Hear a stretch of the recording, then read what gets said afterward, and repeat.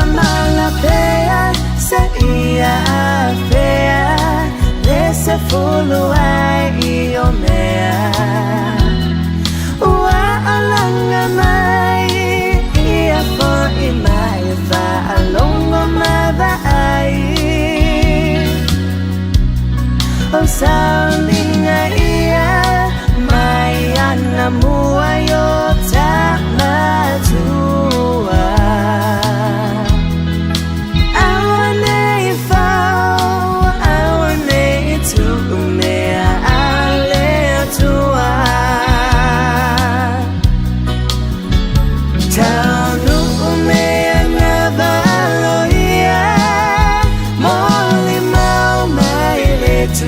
Bahia O asone o lenga ta angasa ta fono no ia faule va va alongo ia malele o mai ilele o mai ilunga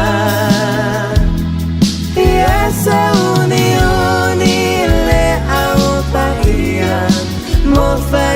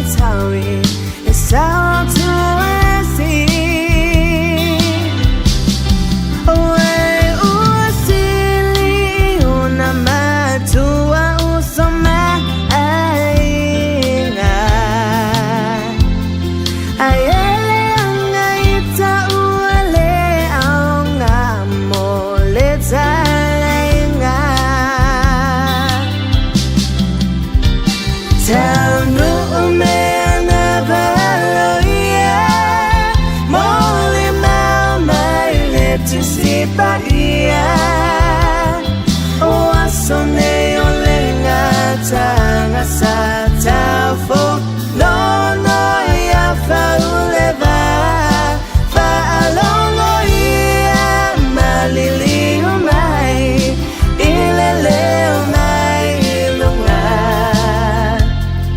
Ia se uni le au Bahia Mo fa ingata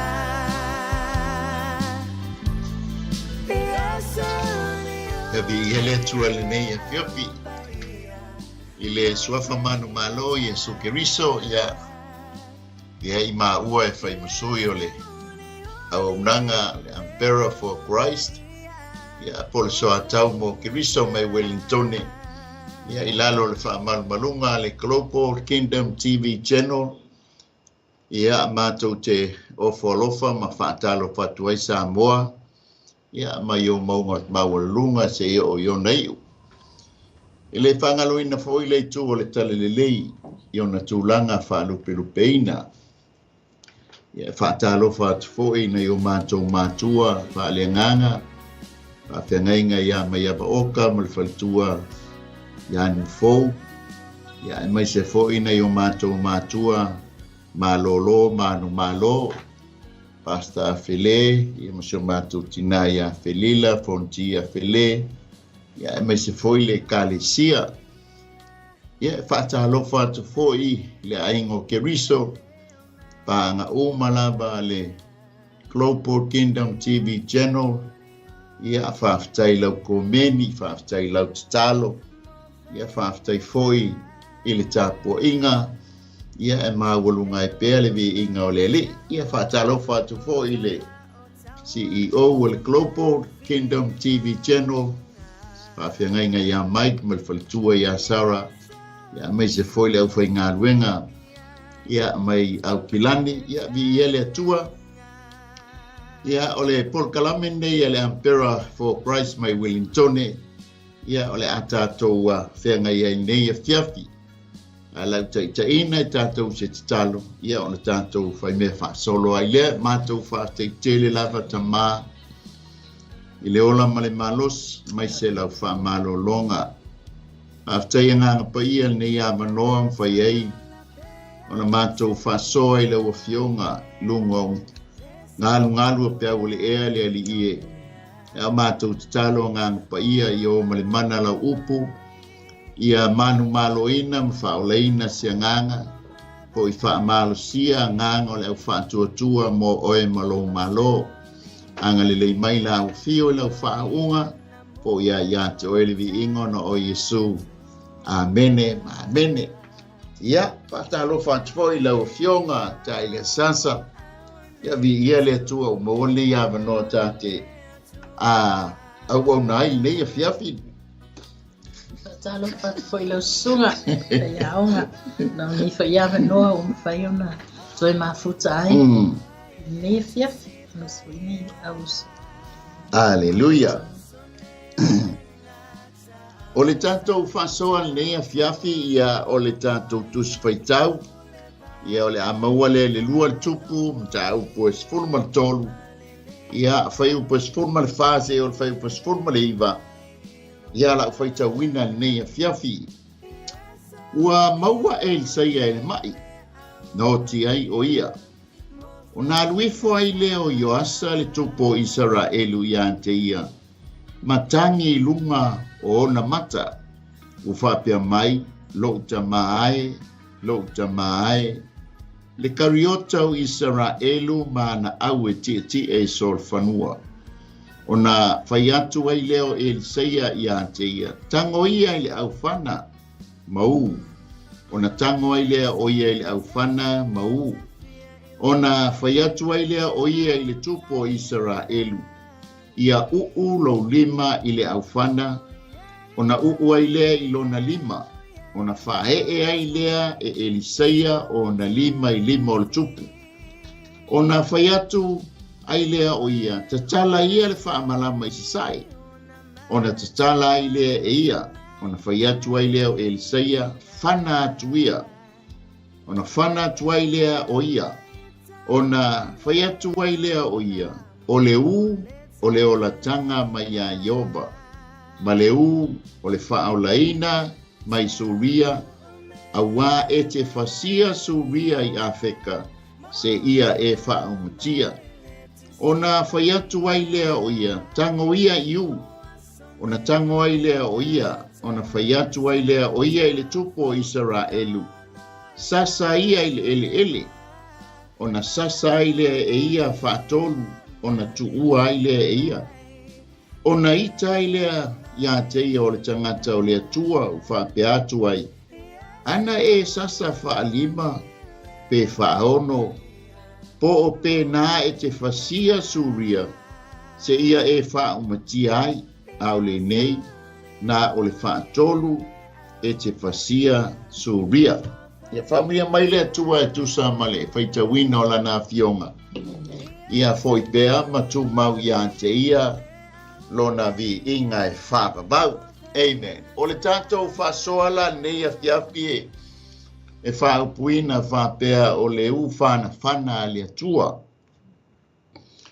amen o le fai mai ia le salamo le salaua lufulfitu fai upu e fa e pei o fanafana i le lima o le toa e faapena lava talii o taulilea so o le tatou o tula o le fanafana a le atua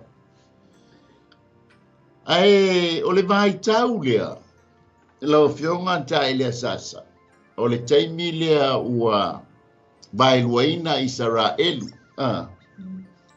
ma ua ese le tupu o le itu ainga i lunga i le Isaraelu ese fo ile le tupu ilalo i le itu ainga le ia yuta tatusi pai taula o le taimi lea ua tupu Ioasa le tupu o Isaraelu o lona tamā sa tupu fo ia inoa ia Ioasasa o tupu o Isaraelu e lengi tupu e matatau le atua e lengi tupu fo e whaia le finangalo o le atua.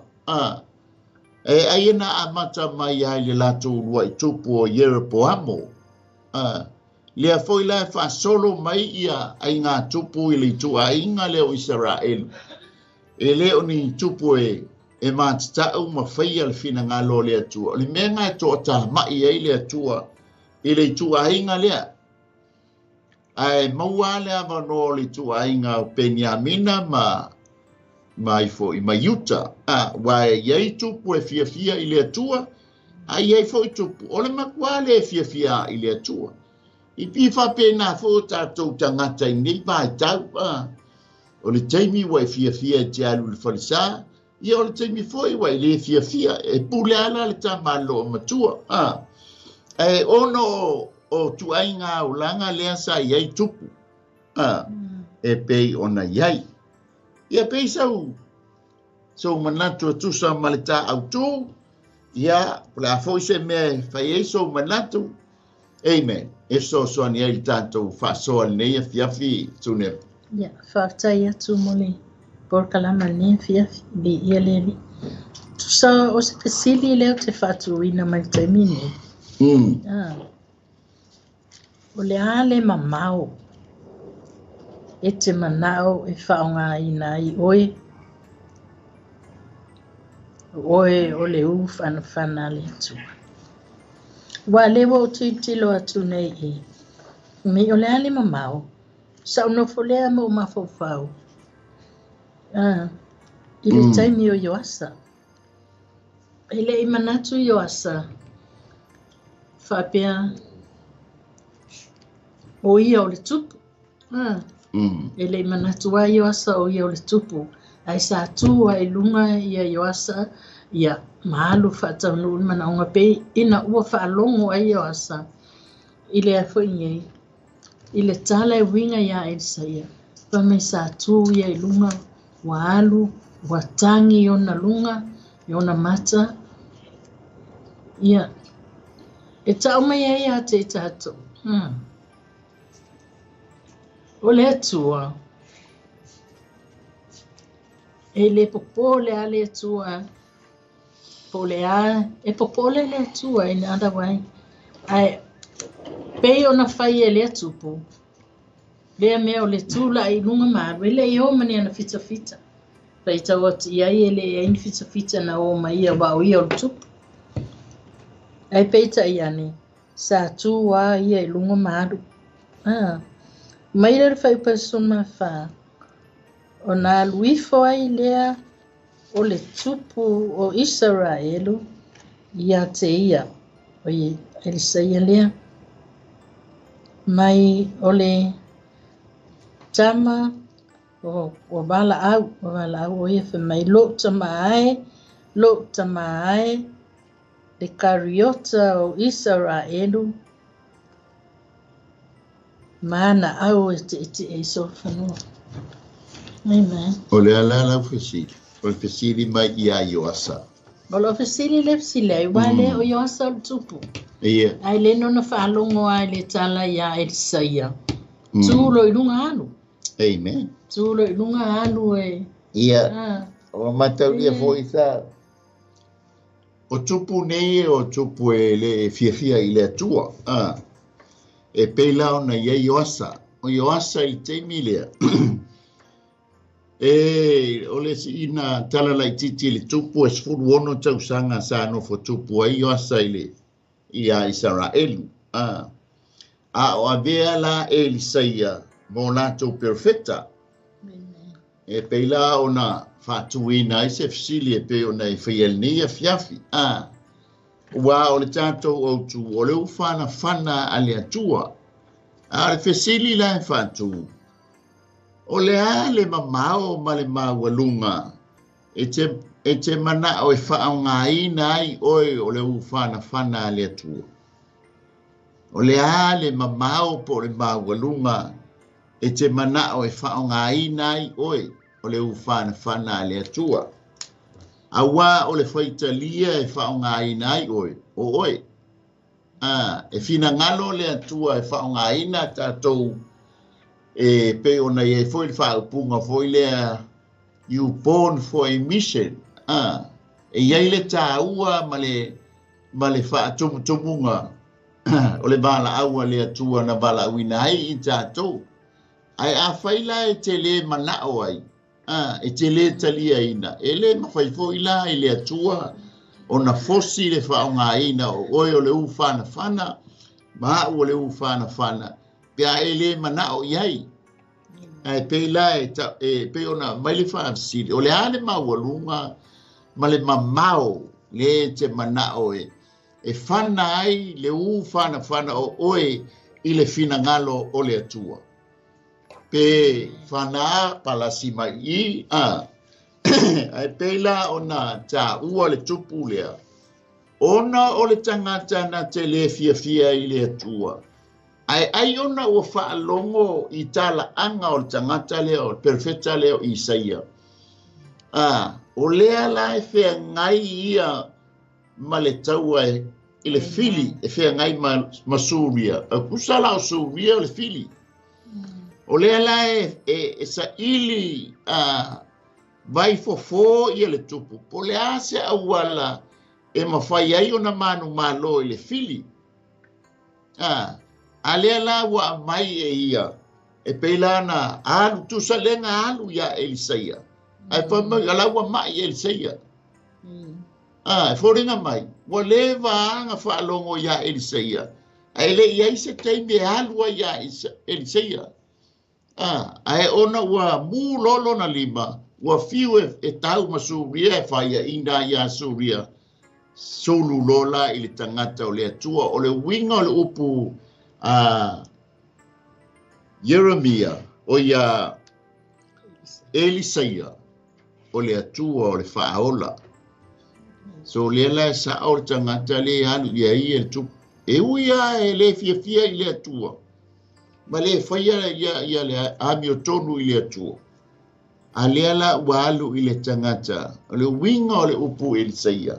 O le atua o le whaaola. A le winga foi o le ngol tangata le o Yoasa. O le atua na te foa ina, po le atua na te aumaia. O le atua o lo whaalango la ngonga. Ia ma le atua o lo soani. E le te o ala alu ia Elisaia. E mana o mia se soani mai le atua o le whaaola. Amen. O le manatu mua la e tali ai le fasili e peo na whaatuina le nei e fiafi. O le ale mamao ma le maualunga. E te mana o whaonga ina ai oe o le whana le atu. Langa mana ia i o le tala le al salamo le se lufu fitfa e pe wha. O e pei o le whana. E leo le au whana. O le Pei o le whana i le lima o le toa. Ua whapena atali i o taulelea. O tātou la, o whana pei o leile a ao iova o le e fia whana. Fia whana o le whana le atua. O oi ma ta ua o le whana le atua. Whamai le manatu mua. Ia e whātāua ina, mahamana ia ina, le tangata o le atua, o le whātumuina e le nganga pa ia. E toa tele a tangata o Elisaia, o le tangata ua whātumuina e le nganga pa ia. Amen. Whai fo i te mana o e wa whalongo mai o oi maa o le uwhanwhana. O e te wale ye le taimi le whapea shoot whana. O wanganga e maua singa mea e kulo e ote lupan whana. Le hai a whai i le whai se au. Le asa mana tu soule. Le ufan whana. O le ufan whana. O le tangata paua tangata na te whaonga ina le ufan whana. O le tangata ua o na o ina o ia i le whaonga ina o le whana. E le so na tango a ia i si tangata. Hallelujah. Ye ke ola vea Ye ke ola vea po nga po i. Fai ma me so polo ai loa i leo sana ia na me taunu whai o wha. ia le pa mai ia le fo ia fai o pule sfur malfa se o kanga fai tau fai pule sfur malfa wa maua ele saia ele mai na o tiai o na alu wifo ai leo Ioasa le tupo Israelu ia te ia matangi lunga ona mata a e se tupu nofo alu istangata fo ilele e leo se tupu e te tauana alu le tupu a leva vai atu i ua mana ia e Ioasa e uia o ia o le tupu e mawalunga langa o le tupu le tu ainga leo Israelu a leo malie lo na loto o ngai mana e fa o ngaina o ia o le ufana na laio na alu o ile tangata o le atua e maua mai ai se sosoani pe fa fena pa matali u asu amen le ala fa mai ai ia le fo salamo le tor fitu fa pe tor sfuru o le ngutu o le tangata miotonu e tautala le ile poto e tautala fo ilona laulau faima ile fam snonga o le alu la le tupu ile tangata o le atua ona le loa ile tupu o le tangata le e maua mai ai lo na sosoani a wale fa nga ina o ia o le ufana fana le atua ma mai for fanta oto e fa pa u pe ono il fitu a wai te la fwa ia te ia ona tausia le o ia e alofa ia te ia ona leo ina lea o ia o le poto o le mea sili lea ia maua le poto o mea uma te maua ia maua mai ai lea tamai Amen. ua faalia le taunu unga lea o le halu i o ne maua mai ai sona malama anga e faa ngā ina ai o ia o le ufana a le atua. Iso manatu da manatu mua sunema. Le, o te fia o mea fo ile tale ia muse. Te loa ai te tala fia la ia muse ia malana wa. Ia le taimi sa si mai ai ia e tero leo staulanga o tama leo o fantu o muse. Ai faila lau tala tusa o ia o leo si taulanga. Sa sau nofo ai I mababa ai I ngā rui ngā mosene fai. Le aso, o mātu le aso. Na tonu e lo na manatu. E te tauona o ave se fautuanga po se sosoani e amos. E wa foi la te hele ti ute o mose fai o le whainga mantausinga o le nu o le atua. Ia ai peita iane. Ele I mawhai. Ai no whawhitai ai le atua. Ina wata whaitau atu iai. Ele I sātari ina le e mose. Ele le whautua. Ale tō ina le tamau si anawa. Ave tutofi ni au. E o iai matofi matangata la tō te whaia nganwe. E sau oi malolo. E iai fo ialo taimi. Ia ai mena fatai ai. Kusa ole mamau. Ngā ruai e te roe alu. Ile me mamau e alu se ima ai. Ia sionga sani loa. Ia ma siona fina. E fatai le atua. Se le mana i o nā langona. Mana i o se langona o le whai atu o se manatu ai. Ai tari sa paia. Mana ia. Mana ia. Se ni manatu se manatu ai. Ratu ai mana ia mai. Ia nai lo le me whaiale le whai atu I le me whaima. Ia ese atangata. Ese fo le taimi ia. Ma me whai. Lea whawhitai ai le atua. O le amana ia. O le amana ia. E mose o le whautuanga ai e tero. E tā ua ia peila o le tala lea. O le amana ia e Ioasa. o le au na le atua na lai o na anu iai awa ana lea mana ia manguele yo la me la alwai fua ile tanga tau le atua o ia o le tupu ai ono lona mana ia o le tanga tau le atua na lai ona tuua lona no fai ngā tupu ai ali o e pe fola le tala le fai mai o le baba ai ato ye tero ile ngā luenga fai a Mose a fa masino e Mose le no e alu le aso a toa o fa masino pe lo leo ye tero tua lalo ye tero mo fautua ye tero to tofini to e ina we loa wanga ba ana te fa masino ina le no so an ya te oi se bana nga ya mo meo fa fita auli tele ona batu le ya te oi mos a fa fita auli la iti aso foi so ya tofito e ina na we filifilia ai le so ona tofia fo ye pela e mana o le amana ia e Mose o le fautuanga ai fo ya ye tero e fo yu fana nei vai tau wale amana ia le tu lalo ale au na le tua ia ai mai se fo ilata tau tonga le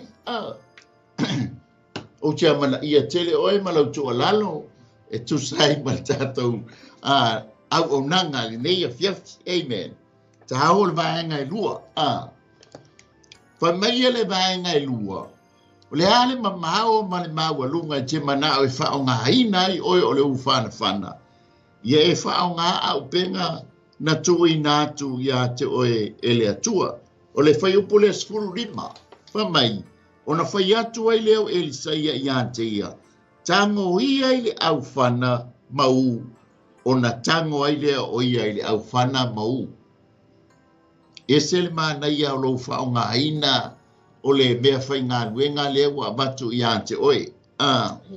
O fana, o au penga ia fita, yaso na mua. O le tāpena penanga fo ila, ma le sāu niu ninga o le fana, ma le au fana.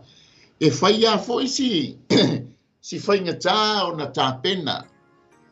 O le la au le fai eile le au fana ma le u. O le se kima.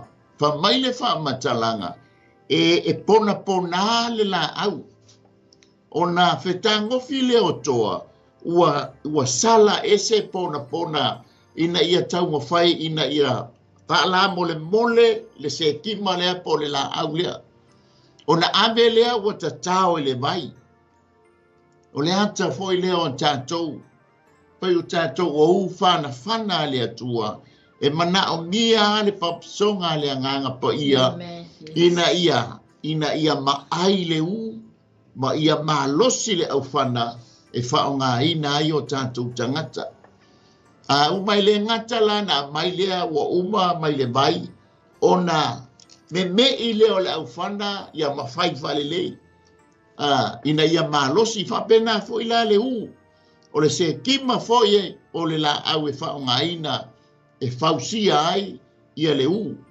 ia ona fa ma ai lea o le mata awa e fa ngaina ma na ia fa mai le foi le tala salamu amu ia o le tumu na utu o lo tala no ai le ato le tu o le toa le tu ia i mo me u amen wa afa e misi les ya ala spe mai les ale mana ia a matula ia a upenga ia tātou whaonga ina le lei e peilao na mai ele mātai o e lufu lima whai pusu lima na avatu le tāleni e lesi e lima tāleni ave lesi tāleni i le lua ave lesi tāleni i le tas ele i whaonga i le lima tāleni lima whaonga le lua, ai abatultas. Ili whaonga, ai ave, ma kua keu le leia. Kua keu le le langa tāleni. Pai fole tala foi lele. Ili se mea le whaonga e fua walaba, teu le leia, saunu matai koe ave le leile, sianga tāleni. Ai leo le mana onga ngā le matai, o le mana onga le matai, ia whao ngā le tā leni. Whapena foi la tātou, e whao ngā ina la uwha le whana, pe a tango o e whao ngā. Ai leo la watu teu lalo le pusa, pe teu lunga le laulau, e whapena foi la le upo le atua, e a mai le tuspa ia tātou whaita wina, le angor tātou au penga le so soani mo oe mo au. O lea, o le whaitau o le tuspa ia, sa ili le tuspa ia, ina ia, ma losi ai oe o le ufana fan. Ai a watu la teu le pusa, ia petu i lungo o le fata a e tango a ia ile sa, ia e tango la ua pefua la stusi. Ai ma neia le whao ngā, o le au penga, ia awa le taua. Amen. Ia peiso manatu, poto finga, ia. O mea na O le mea ave lofa. ia i o le tupu. Mantua te loa sa whaamoimoina wha tupu e lofo ia le tupu la tau ia i. Nei anga waa, mana e tau mai ia i laloina. E whamai ave lea wa ia, e mawhaia e le tangata o na whai. E sa ono whanau whamo ma whau whaafitai, le whionga le tu. Papia. E ese fo ia pe a i manatu i le tāleni le atas. Whaafetai i le atua. E le if. Whaafetai le atua sa au mai. Sa watu ia i tāleni ma lato o whao ngā se wanga nai le lutas. Te lopo wa le lava le tas. Lo whaapea fo i le tas i awha i alulo pule ka whao, ka hulu ka whao. Mea whapena. Ai whaafetai le atua. O le si taimi, peila o le uwhanwhana. Tako, tātou te au mai, peila e o atu i le tātou pōkalama, le tātou whaasoa ni fia i le uwhanwhana. Wai, e tele o isi mea, e tele, peila o na sau fo i luma mai, na iai whamai le apoi nei, le tupu, whamai e le saia ia i wasa. Whana lo. Umalo na whai, te talo, whai e te tala, whamalama, ia ma whai lo i whana. E whana le, tu sa le winga o isi taimi. Ta te lima mau ai ni mea. Ai whinangalo le tua. Ia, le ale me mau atu whae po ai o lo wainga o tātou whanau. Ia e whaatai ai le tua lo nanga pa ia so soani mai e tātou. Ia ma whalo to te leina i tātou lana wala. Amen. Ia ia i tātou o whana a le tua. Amen. Whaafitai le whaasoa ni fiafi, o le vaenga lona tōru. E te maua le whai upa surono i lona vaenga mua. Ia e tau ave o tiu te patino. Whamai whai upa surono. O na whai atu ai lea o ia le tupu o Israelu. Ia lo lima i le aufana. O na ai lea i lona lima. Amen. O le tala lea Elisaia, na whai i le ia Yoasa. Kangoi lea foi le u. Amen. Le whaafitai la ia Yoasa, o le usitai. O le ata o le o Yoasa o le u. O lana ngā luenga patino lea. O le watu i na atu i lo lima. E te māloi le fili. I ua au. E te whaia ina foi le fili i o lima. Mea foi lele pe o le a foi ia. O le pokata maiti foi lele ia mate mai la po pe le manu po ola le manu. Fa mai lo leo lesi. E fua le ola i lo lima. E mana o e tape lo lima. Mana o e ola, fa ola foi lo lima. Fa pena umala le tala atavita le o ia Elisaia le u fai le tupu. Tanga e i lo lima.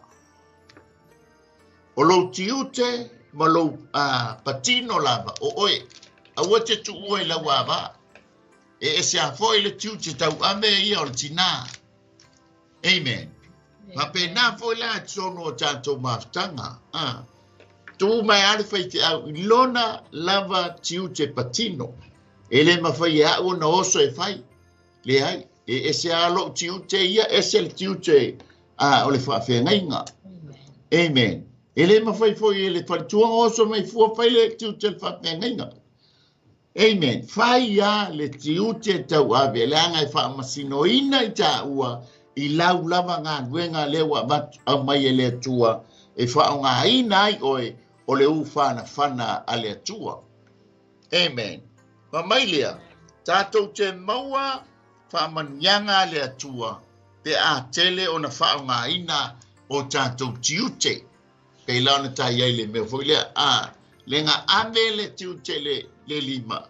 Ngā tapena le lima, mawai le si lima. Batu le lua, fai le na batu ye le lua, mawai le si wha o poponga. So ia e fai lava, e tusa malo bala awina na tu ina tu ai o ele tu. Whamai leo le esera le sfuru, feu pe e wha ina tu la ia, awa wa ia te oe le nei mea, ma tu te whantasi foi, ma oe ia e wha ma losi, ma ia e whaia. Amen. O le ngā watu ia selu pāpelu le ngā nuenga. Selu pāpelu sau ea le wha uma le ngā nuenga le whainga o malu Yerusalema. Amen. Ai wha ali ia e fo ia selu pāpelu. O le wha ali o selu pāpelu. Le ang fo ina alu mua a waita i tangata le ang wha lave o le whainga o le ngā nuenga. Ma tau lia la, wa se fulu lima tau sanga le ba, a le fatu a maua maile le a fo le fe au. To e alu e to e fai. Wa leva ta fao se lupa pel molo nasion le anga o ia o le fita ma ama te fao so lu wale ei ma sona ma fau e alu e to e faa waulo na tiute patino o ia o le kamuta e faa taunuina le fale. Ele ima faia e Sera ele faia e Nehemia o se lupa pelua o le tai tufunga na te faa taunuina le tiute la lea. Le la fai ai e sai ai tu. O lo lima le u fana. Aua te tu ua i sesi. O ai lo lima le u fana. O le ata lea. O le whaatino ina o tātou tiute. O le u fana. O au fo o le u fana. Amen. Ta o le manatu e wha. O no le tātaimi. O le manatu e wha. Ia whaalango i le nganga po ia le fana. Ia e mana o mia o te mana o mia foi le sosoani mai a le nganga po ia. Peilan fai mai whātu lo leo sa kāria ia seru papien. Wha mai le nganga o le atua. E le o lo malosi. Le anga oi o le toa. E le o lo fita. Ai o le nganga i ova e te alua i e whaile ngā luenga. Amen. E whape ngā fo ila la u fana, malo u fana. Tātou te whaalango i le nganga pa ia, e soani i ate oe, soani la i ate au. Lea lefa mai whai upa suru o no vai ngai lua. O na whae ai lea e Eliseia o na lima o le tupu. O le ata o le whae o le ua whaamanuia i ai Eliseia. Po ua whaauina lima o le tupu e whai aila na ngā ruenga. Amen. Whaftaile i le tupu na ia mana ia le whaae o lima. O le tangata o le atua iona lima a wā le whanaina o le u. Amen. E ia fo tātou ua iai le tomai, ua iai le poto, whaamealo whaina fo i le atua a wāle whaongaina ele ngā ruenga leli. E tātou te mana o mia. Amen. Yo fo ia ua mate mana o mia le tatalo ma le whahe mai o lima o le au whai ngā ruenga mai se le tangata o le atua o lua ngā lue e soani i lo i lo whaiva ma lo tiute ia wato tofi ai tātou mō le ngā luenga a le atua. O le ata le o le whahe o lima o le au na le atua i lima o le tupu. O le ata o le tatalo ina ia whaau lima o le tupu. E au ngā fōri tatalo tātou lima pe a whaiwa. Aleluia. Ai tā ua ia o le tatalo o le tangata o le atua i lima o le au na ia po le tupu. E sau whaapopo tunema tātou whaasoa. Se mana tua i fo i ale, mea fo i Ialota. Iona. Tātou e alu i Nineva. Tusa lae inga kele o alu e tusa ma lona valawina. Lona valawina o le tālai. Ai valawina le ngalu ai. O mga oi alu fo ile o ia o le missionary. Pe ai so whaalono. E au ngā fo ia te tātou. E au ngā fo ia le ia se mea i le au ngā. Hallelujah. O le alu a Iona.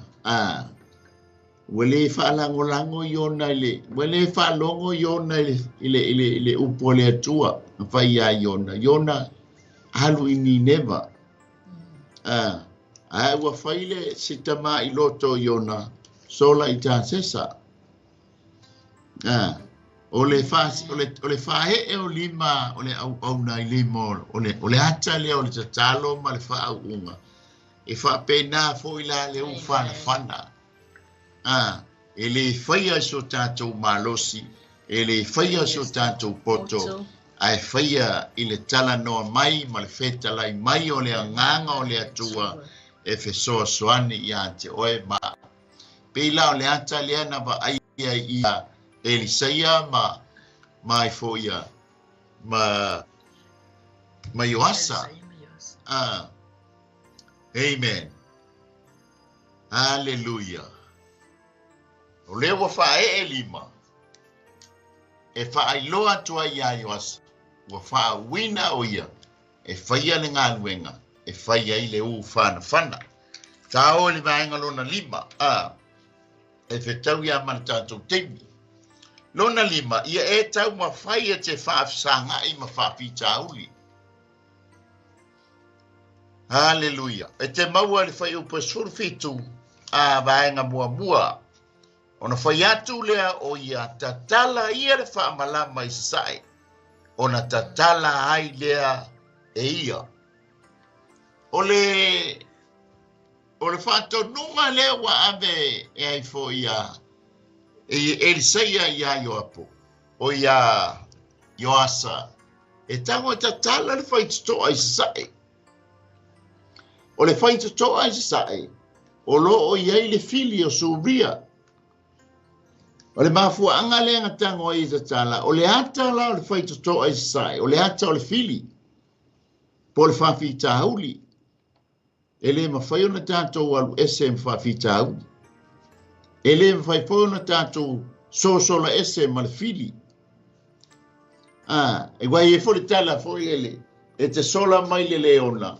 Ia e sau e lufta ia i ma le ulosa. E ke fiu e ke sola. Le anga i tele o sola i sisi me o le e tātou te sosola i neila no langi. A e tā ua lo whaafsa nga i ma le fili. E tā ua lo manu ma lo i le fili. E alu ese ai le fefe ma poa lava tūlanga i ante oe. O le tala lea, o le manao Elisaia i a Yoasa, i a lua whaafsa nga i malefili. A ue te sola ese malefili, le anga e pofea te sola i a Yoasa, se ilonga e te malimu, whato a umar saua Suria e tau le taua. Ai manaia le lua whaafsa nga i malefili, e te mau ai le mea totia mai le anganga le matau, le whai le matau puli oi le manato e wha. E te wha lango i le anganga pa ia, e a maia manato le lei, e te lua tau ai ma le whiri. Le alau whai le au nā le atua ia i le tupu, kango ta tala la le whai tito. O le whai titoa po le wha amalama, o lo whaasanga I sūria o le ata le o le fili. Amen. Hallelujah. O le mea fwoi nai whaonga ina ai o oi o le whana le atua. Ea, e le ngata ina whanga I le fine mea fina ngalo I ai le li. Ai whātūtū I le fili. A wate whātūtū lau whana I lo lava usa kerisiano. Hallelujah. Ai whaasanga I le fili.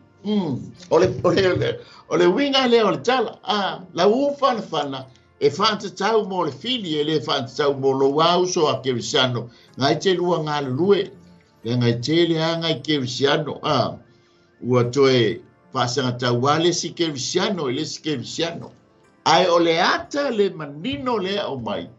Whasanga sanga I le fili. E te lua whea ngai ma le fili, tango tau mo whai e wha umatia le fili, wha to I lalo le fili. E mapu ai oe, ma sa o loto ai oe. Amen. Ole iso mana tupla ta ole vaenga no. Ono ole vaenga no. Ia e tali tonu I le fetalai mai ele atua ia te oe. Ele ngata te whala ngolango le sosoni mai ele nganga pa ia. Ia e tau mo whai te whea ngai ma le fili. Amen. A ole upu lea ua fetalai mai ai le atua ia te oe. Ia e talia. Na e tali tonu, ma e whātua tua iai. Te maua le whai upa sufitu vanga lona lua. Ona whai atu ai leo Elisaia. Whana ia. Ona whana atu ai lea e ia. Hallelujah. Ele ngata inga ua whaasanga ele whaamalama. Lea la ua whai atu Elisaia ele tupu. Tango e whana. Amen. E ei peila no uta ua. Hei taimi o lea wa e langona e oe wa e alu e whai. Pule alava le mea te manao e whai pe whātu se kālesia. Pule alava e le leanga. Ale māneia ia. Tapa pea se tua lalo mai a louta maa whaalea nganga. Amen. E so ani ia te oe. Tala noa I le o le ola tanga mai a Iova. Ma le o le whaolaina mai Suria. A wae te whasia Suria I a wheka se ia e wha umatia. Na talia le leie e le tupu, le tala lea a le tangata o le atua. Mana ia tali tonu le lei iai, o le mafua anga lea, na ia whanai. Amen. E foi taimi e wa fina ngalo le atua e whana la hu. Hallelujah. Whana pole a lava le mea fina ngalo ia ile atua e whaonga ina ai la hu whana. Amen. Ma neia I o lo tali tonu le upu le atua le o fetalai mai ia ante oe. E foi taimi e so ona whana ai le tau on whana. Ai ma neia le whana ina ua fetalai mai le atua ia ante oe ma e te tau on whana. E sau wha so manatu li ta vaenga leo ta ho iei sune. Whakitai. Tēnō whāmau mawhau le mea nā lewa lena whai mai ai le ia Elisaia ia Ioasa. Mai e whana loa, release. E atano fwoi muta mawhau. E ese le tele o mea.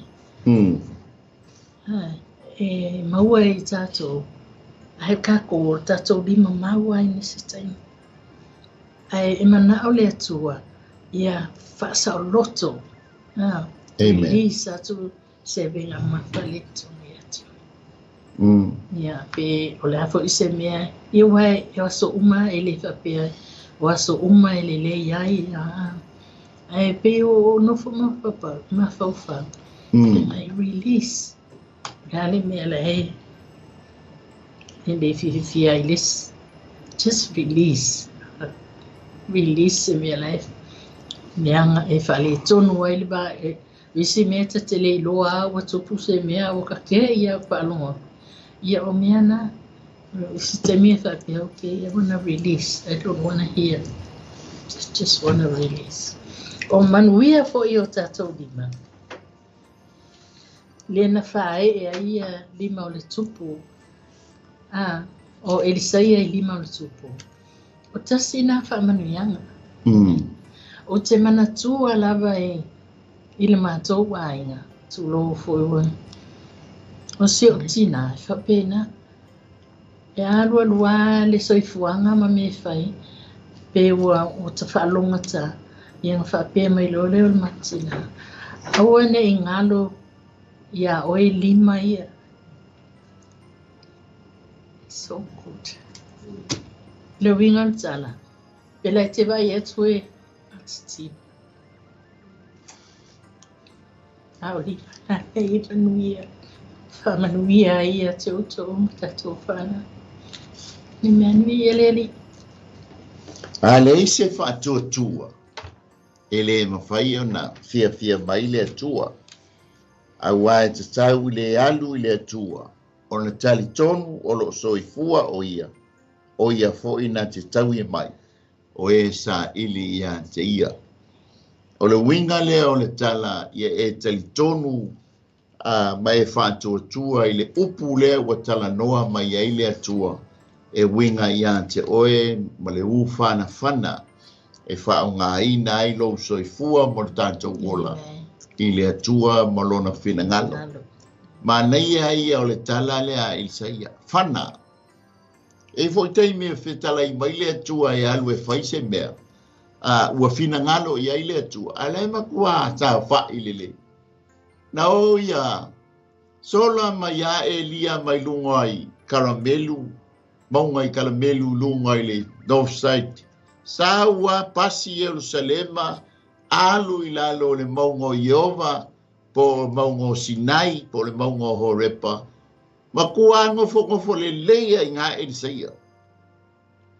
Eisa, ua fefe le upu lenga whai atu i aile whawhine le tau whape nei tai ao, ua maua lau i unga. Ia sola loa. E se la le upu lenga na fefe ai. Ai ma neia la le toi tala le atua, le whetalenga le atua ia Elia. Elia, o le alau mea ngai whai tonu ina. Dea, nga wha longo, wha mai saulo i whapo, lulu le mafui e, sau le matangi, sau le afi, e le i ai Jehova. A o si leo i titi ma le file mu, ai nga wheta lai mai ei ma sau ai Jehova.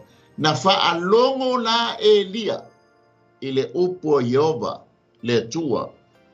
E te maua i le afoi, le lua tupu tau mua. O le tō whinga le na whaia Elia, le mawai Elisaia. To tofi e ue whai matupu o Israelu. To tofi a Asaia e whai matupu la o Suria la lea. Le whaasanga taunge i a Israel. Ai tofi Elisaia e whai masuyo o Elia. Le la walu Elia. A le ua ta whaalongo le leia Elia. I le upu ma le whetalai maia le atua i a te ia. E le ngā oe se au na hau le tutoe e le oifo i a paala. De hai to fitse folu. Ai kaona e tofi le wali ia e soani i a te oe. Vai to finga i a Elia. Le ngā usi ustai ai oi lungo le maungo Sinai. Le ua whaataunuina, le ua tūla i mai ei Elisaia. O le whana ale atua e whaataunuina lona whina ngalo. Amen. E sau tala ele. Le ai, tau le vaenga muri au whetau ia mani tātou teimi. O le vaenga muri. O le ale mamao, male mau alunga e te manao e whaonga ina ai oe. O le whana. Ma o le whana, mai ma ua o le whana le atua. E te maua i o le whai upo e sfuru walu, ma le sfuru ma le iwa. Mua, o i vaenga lea. Aua e te whaangata le lo whātua. Whamaia Elisaia ia i le tupu. Ona whai atu leo ia, tango ia iu, le ala ua tango iu. Whai mai lea, ona tango ai lea o ia, ua whai atu ai lea o ia i le tupu o Israelu, sasa ia i le ele. Ona sasa ai lea e ia whaatolu, ona tu ua ai lea ita lola ia lea o le au nā lea tu. Ka mai lo leo Elisaia ia Ioasa. Sole. Anga e kango ngi wa sasa pe tolu, o i pe fa pe lima pe ono pe fitu. O le tele o lau sasa, o le tele na o fa umatia o le fili, po le fa umatia leo suria. A le langa ar tolu, ma le tolu lana e te fa umatia ia suria. Amen. O le limit le wa limit faith, limit victory. E wha e ke muka e kango le wha ngata lo wha tōtua. Ngata foi leo lo manu malo. Amen. O le au mainga o le ufana whana ale atua. Peo lo jau e fua ia te oe mau. I le malia o lo loto pe talia pe le talia. Wha whetai le i le tupo Ioasa. Wa mana o mia e ia se fesoasoani na lai o na alu i le tangata o le atua. Al watu foi talia le leie Ioasa whaatonunga umalava na mai le tangata o le atua ia te ia a wā le whawhitau i le whengai maia. Whapena foi la taua. Amen. O le taua ia o le usi ustai. Ilea. I le whetalai mai a le atua, i le tangata o le atua, e peila o na whengai ai le tupu lea. Peo nau tāua, mā tāua. E le so o na alua se tupu, i se si tangata locos foi lele. Le hei, e a fio ai le tupu. Amen. Ai whawhetai i le tupu lea. Ua tawhalo na whina ngalu, tawhalo na manatu. Ona wā, ua whengai o ia mataua, e ta tau la na alu ea e se fesoa soan. O le ata foi leo le ufana fana. Amen. Ea, e fea ngai a tātou ma whawhita uli, fea ngai tātou ma le fili. Amen. Ai tātou te talo i le atua e fesoa soani mai i a te tātou. O le unga o le tala lea. O le ufana fana lea o Elisaia. Amen. E le iai se sina pasi iai le whaunga. Amen. Mafua anga leo le alu o vai na alu nei lo alu iai. Aisea, e mana o mia se fiso soan. Na maua lalo na fiso soan. Ai a mai lai a tātou o tangata o le whātua. E le iai se soa tau na pasi iai Elisaia le whaau unga e pe o Elia ia Elisaia.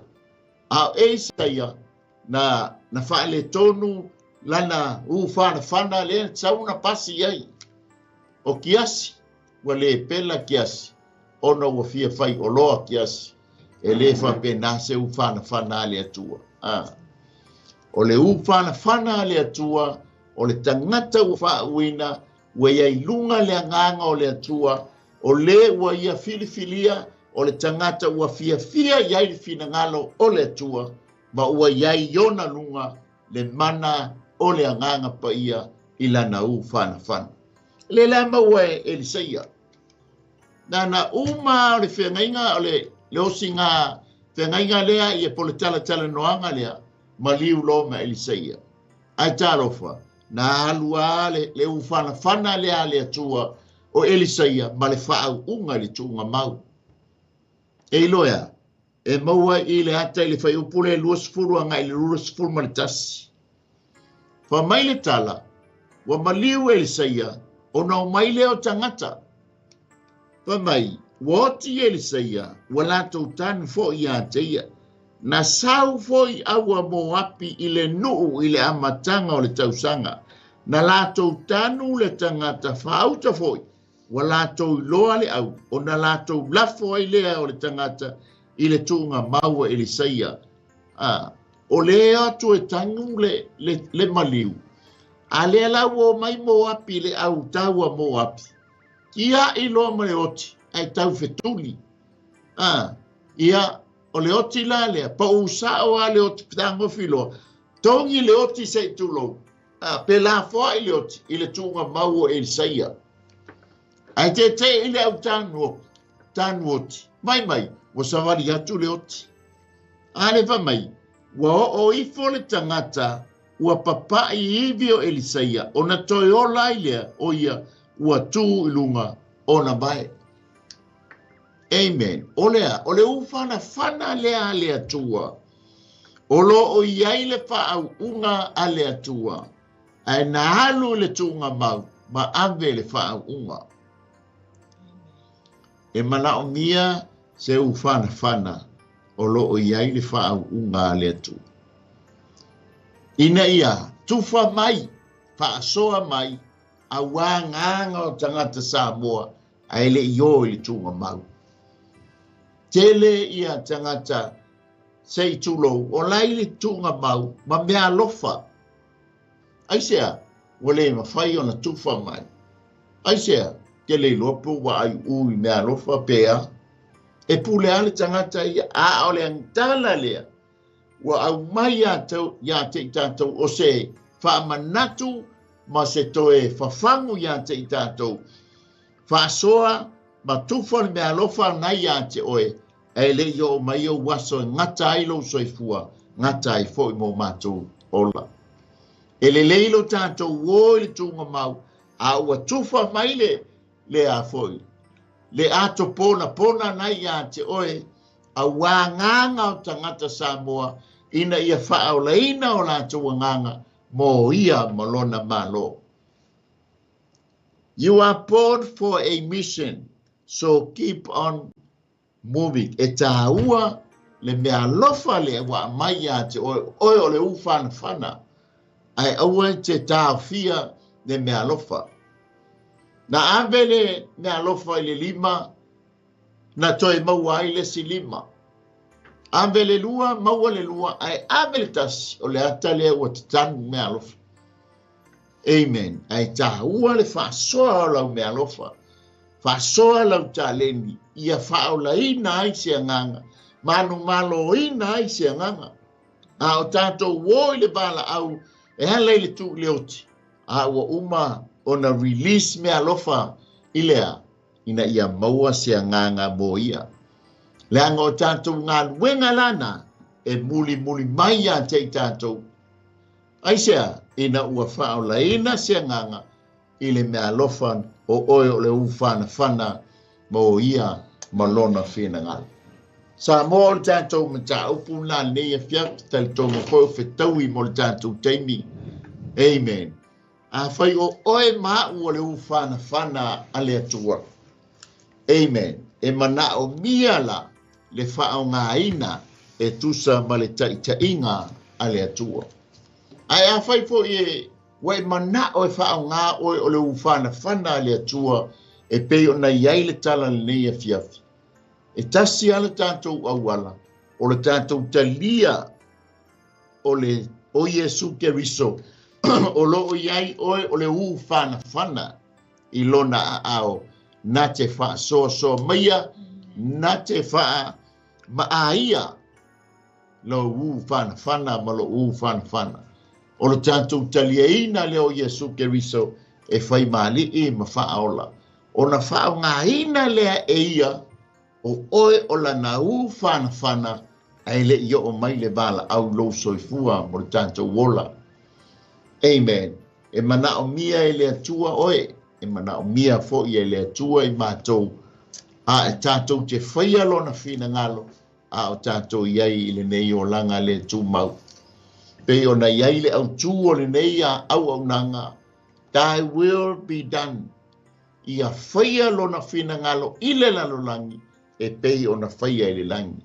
Oi e whaia oe o le ufana fana le atua, e whai foia i mātou o ufana fana ale atua. Amen. E whaia lona whina ngalo. Ai mana o lai talia Yesu Keriso e fai mo wali mo fa ola ni fiafi e fai ai oe mo fana o lona fina ngal ma fia e fai le talo ai te fa te tai mai ai upo le nei talo o le talo a le o le fa o le tanga wa e talia ina ai Yesu Keriso e fai mali e ma fa ola tatou talo fa te tele ai Yesu i la upu wa o lo ai o le tangata ngasala ai te tala atu loto ia te oe ia whai ai oe Yesu mo wali'i mo u whaaola whaaftai tele ai Yesu i lo talia ina o au ma whaamangaloina ua ngasala u malama ma vea ai o au o se tasi o lo au ai ngai le langi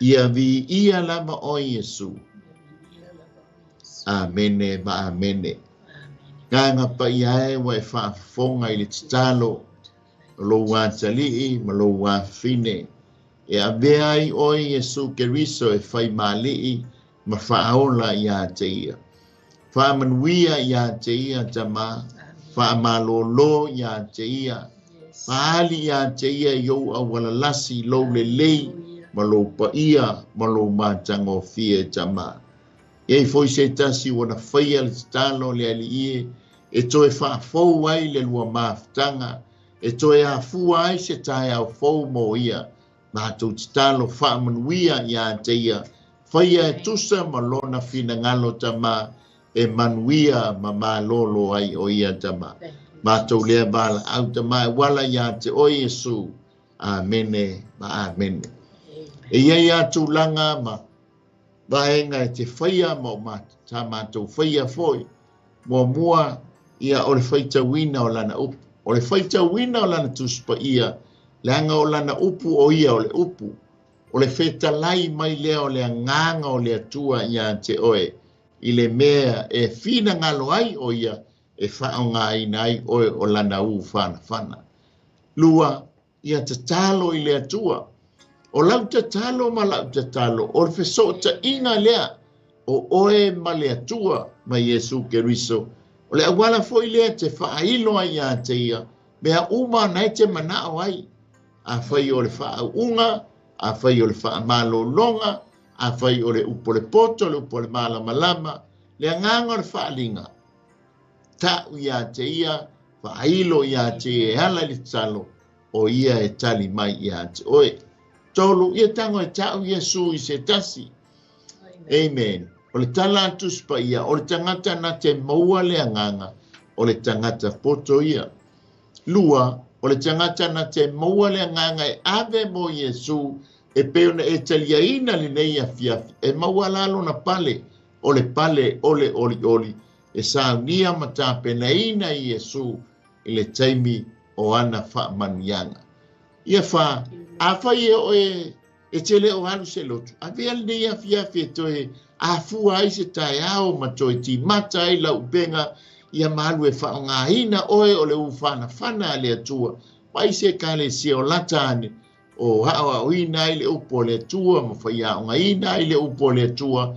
A vea foi le nafa a whea ngainga po nafa i fi au e fso soani ia i lo wolanga pepe i le wha o la tanga ia awane si fuanga o lo soi fua au na mo ia sa moa ia o senase au na le a wa me nei fiafi ia e tu sai ma le tatou por kalame la foi se lewa so ona la vale ia e matua tu lava ina a o le tali tonunga ia maua se nganga fa o leina se nganga fa malieina foi se nganga i lana upu a wai tupulo fa tua mo matou fa tua i le tau longolongo mai o ana fionga. Ia le Samoa ia manuia le nei vai aso toi fa aftai atua ia te oe lena ko meni mai le nei a fiafi.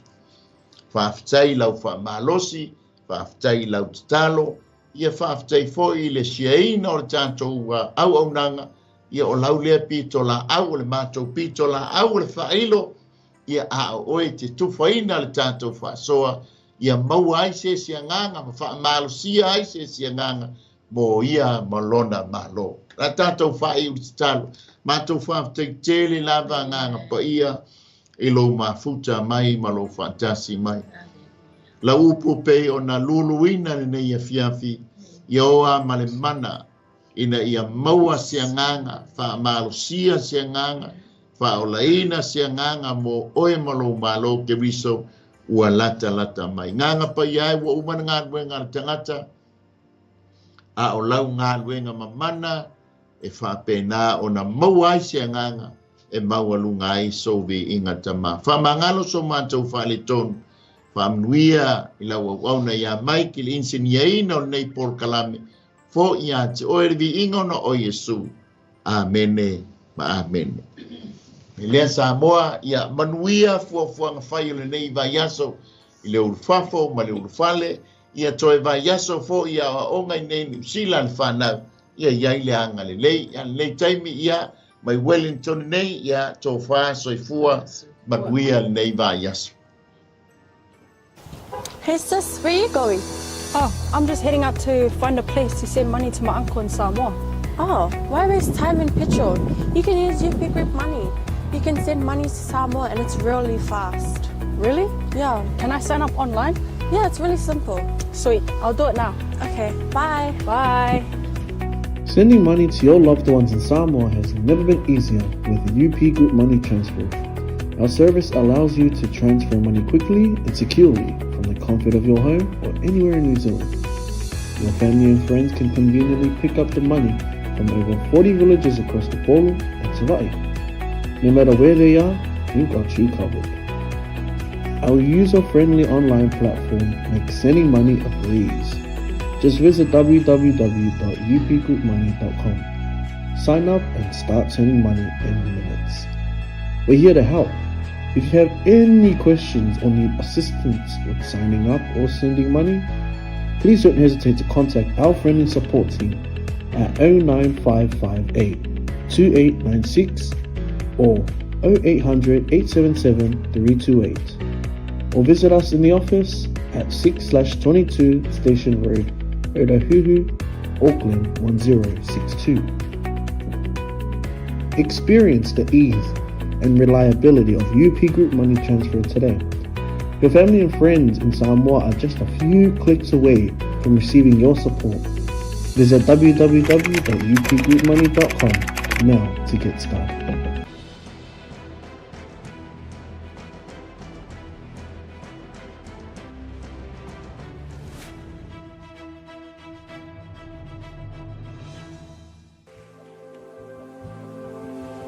For the Lamb has conquered, and I will follow him to the ends of the earth, and I will follow him. For the Lamb has conquered, and I will follow him to the ends of the earth, and I will follow him. Jesus, you're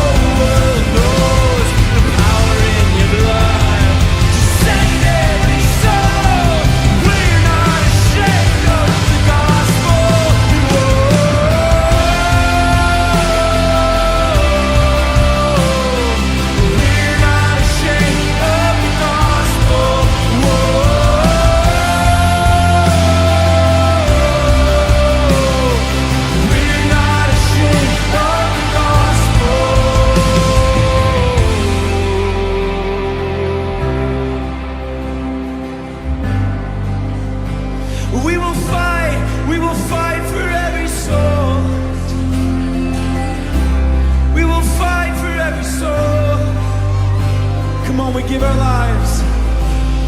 And I will preach the gospel. I'll die and be forgotten as long as you get the glory. And I will preach the gospel. I'll die and be forgotten as long as you get the glory. Oh, I will preach the gospel. I'll die and be forgotten as long as you get the glory. Yeah, yeah. And I will preach the gospel. I'll die and be forgotten as long as you get the glory. Jesus, you're worthy of every tribe and tongue. It's all for your glory. Till every soul is one. Jesus, you're worthy, oh, of every tribe and tongue. It's all for your glory. Till every soul is one. See the harvest. The harvest is ready. We have to go. We won't stop till the whole world knows the power in your blood to save every soul. No, we're not ashamed of the gospel. One more time. And the harvest is ready.